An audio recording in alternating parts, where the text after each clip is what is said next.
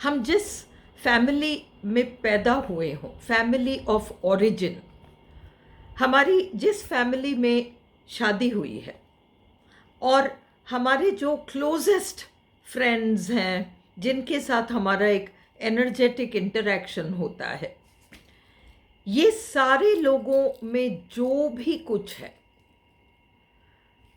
इसका सारा का सारा इंफॉर्मेशन हमारे इमोशनल बॉडी में है।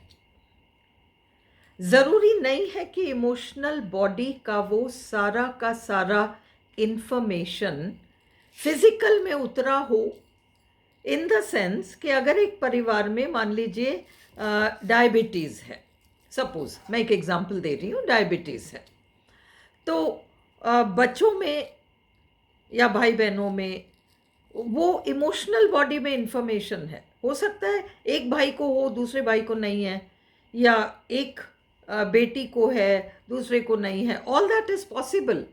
तो वो एक्सप्रेस हो गया। देखिए, जो चीज़ इमोशनल बॉडी में थी वहाँ से वो फिजिकल बॉडी में एक्सप्रेस हो गई, और बाकियों में वो इमोशनल बॉडी में तो मौजूद है, वो ब्लूप्रिंट में तो है। तो उसे, जिसको कि ऑलरेडी वो चीज़ हो चुकी है, उस व्यक्ति को उस चीज़ को टैकल करना बहुत मुश्किल हो जाता है। और उस चीज़ को अगर उसके लिए, उसके बिहाफ पर कोई और करने को रेडी हो जाता है तो वो इजी हो जाता है। इसलिए हम कभी भी ये नहीं कह सकते कि नहीं, मैं ऐसा नहीं हूँ, मेरे अंदर ये चीज़ नहीं है, वो चाहे पॉजिटिव हो चाहे नेगेटिव हो। हम अक्सर क्वालिटीज़ में भी कह देते हैं कि नहीं, मैं तो ऐसी नहीं हूँ, मैं तो ऐसा नहीं हूँ, ये ऐसे हैं या वो वैसी है, समबडी इन द फैमिली, या मेरी डॉटर पता नहीं क्यों ऐसी है, मैं तो कभी ऐसी रही नहीं। वो इन्फॉर्मेशन आपकी इमोशनल बॉडी में थी, वो आपने एक्सप्रेस नहीं किया, वो एक अलग बात है। तो वो उसने एक्सप्रेस किया, जो आपके अंदर सप्रेस्ड है, सप्रेस्ड का मतलब इमोशनल बॉडी में है, वो उसके अंदर एक्सप्रेस्ड है। और जो चीज़ हो सकता है किसी और में सप्रेस्ड है, वो आप में एक्सप्रेस्ड है। तो ये कॉम्बिनेशंस चलती हैं, बहुत सारी इस तरह की कॉम्बिनेशंस होती हैं।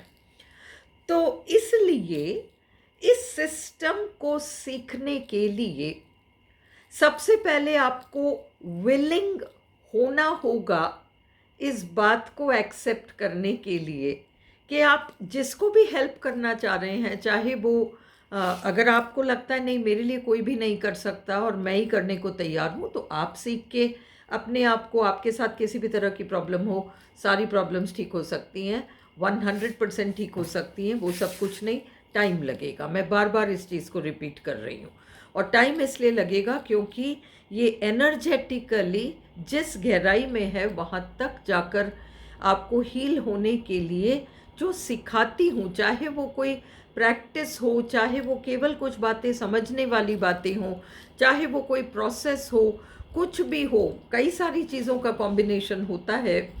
तो वो सब कुछ जो है, आप उसको पेशेंस रख के करें तो फिर आपको रिजल्ट्स मिलेंगे। ये मोटी मोटी बातें हैं। तो मेन थिंग इज़ कि आपको बिल्कुल सामने वाले की तरफ कि नहीं, अभी भी वो ऐसा कर रही है, कल भी उसने ऐसा कहा, अभी भी वो ऐसा ही कह रहा है, मुझे 3 महीने हो गए अभी भी ये कह रहा है वही बात जो शुरू में कह रहा था। तो इसका ये मतलब है कि आपने पूरी तरह से अभी ये एक्सेप्ट नहीं किया है कि मुझे केवल ये चीज़ बाहर दिख रही है, ये प्रॉब्लम मेरे अंदर है। आप ये मुझसे पूछ सकते हैं, अच्छा तो इसका मतलब प्रॉब्लम बाहर वाले में है? नहीं, प्रॉब्लम मेरे अंदर है। बाहर जो दिख रहा है मुझे झूठ दिख रहा है, सच नहीं है। मैं कानों से जो सुन रहा हूँ वो गलत है, कानों से सुन रही हूँ वो गलत है, सारी प्रॉब्लम मेरे में है, उसमें नहीं है। ये प्रश्न हैं आपके, और इसीलिए मैं आपको कहना चाह रही हूँ कि ये जो सिस्टम है, अद्वैत फिलॉसफी, यही आपको ठीक करेगी। आपकी किसी भी तरह की कितनी बड़ी प्रॉब्लम हो, ठीक तो होना ही है, और 100% होगा, इसमें कहीं कोई डाउट नहीं है। बट इसके लिए जो टेस्ट है वो ये है कि क्या आप इस क्वेश्चन को एक तरफ रख के और सिर्फ ये सोच सकते हैं कि मुझे दिख इस पर रहा है क्योंकि मैं इसे अपने अंदर देखना चाहता ही नहीं था। और इस पे भी बहुत सारे सवाल उठ सकते हैं कि मैं क्यों नहीं देखना चाहता हूँ, इसका क्या मतलब है। जब आप सेशंस लेंगे आपको ये सारी बातें गहराई में समझ में आएंगी। तो जो अद्वैत फिलॉसफी ये कहती है कि आप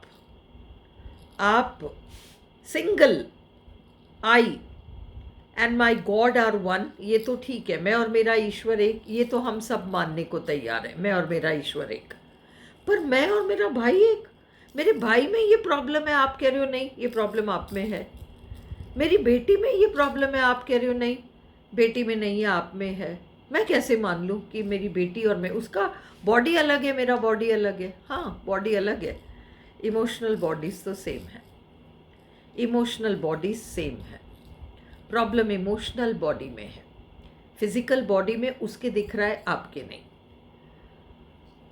बट इमोशनल बॉडी में, आपके पूरे फैमिली में, आपके क्लोजेस्ट फ्रेंड्स में ये सिमिलर एनर्जी वाले लोग ही आके मिलेंगे।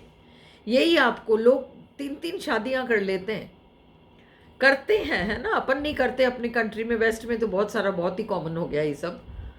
तो ये उन सब की, वो सब एक पूल ऑफ एनर्जी है जो साथ आए हैं। और इमोशनल बॉडीज में सेम तरह का इंफॉर्मेशन है। और इसलिए इस अद्वैत फिलॉसफी जो हम सीख के हमारी प्रॉब्लम्स को ठीक करेंगे, इसमें हमारा ईगो जाता है। ईगो का मतलब वो अहंकार वाला ईगो नहीं।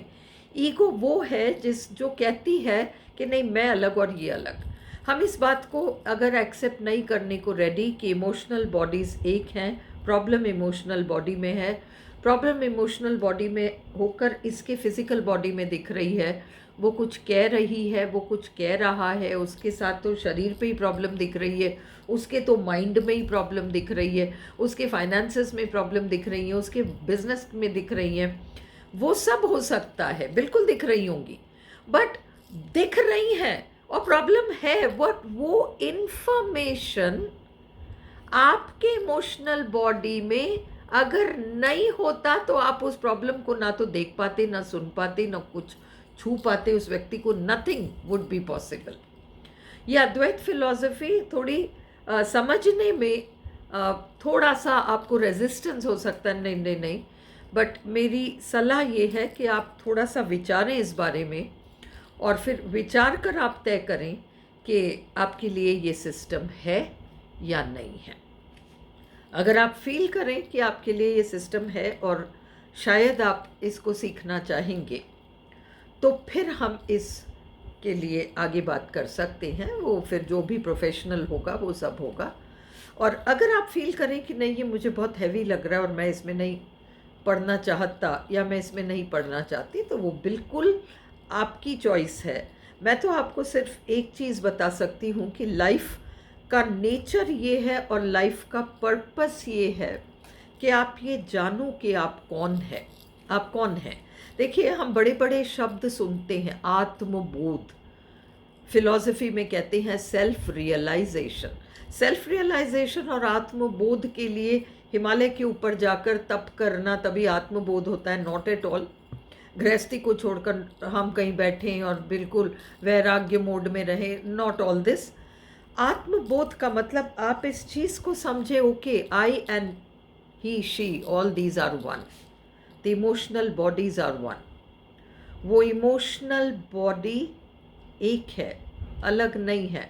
उसके भी ऊपर एक स्पिरिचुअल बॉडी है और उस स्पिरिचुअल बॉडी में तो हम पूरी दुनिया ही एक है।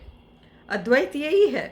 वहीं पर हमारे ईश्वर के साथ कनेक्शन होता है और उस कनेक्शन को आप महसूस कर पाएंगे जिस दिन आप इस जिद को छोड़ दें कि नहीं नहीं मैं ये नहीं एक्सेप्ट कर सकता कि हमारी इमोशनल बॉडीज़ एक हैं। तो क्या हुआ, हम एक ही परिवार के हैं, हम सब भाई बहन हैं, या मेरा ससुराल पक्ष है, या मेरे बच्चे हैं, या वॉटेवर है, तो नहीं नहीं वो लोग अलग हैं, मैं अलग हूँ, मैं तो कभी ऐसे हो ही नहीं सकती, या मैं तो ऐसा कभी हो ही नहीं सकता। अगर आप इस पर अड़े रहेंगे तो ये ईगो है। ईगो का मतलब सेपरेटनेस, मतलब एक लोई कह रही है कि मेरे अंदर ये चीज़ नहीं है, उस लोई में है नमक, मेरे में नहीं है। और हम सीख रहे हैं कि नहीं, सब में वही चीज़ है। तो अगर आप कंफर्टेबल हैं इस तरह की लर्निंग के लिए, और इसके आपको बिल्कुल रिजल्ट्स मिलेंगे, नो डाउट अबाउट इट, तो फिर I welcome you to book your sessions.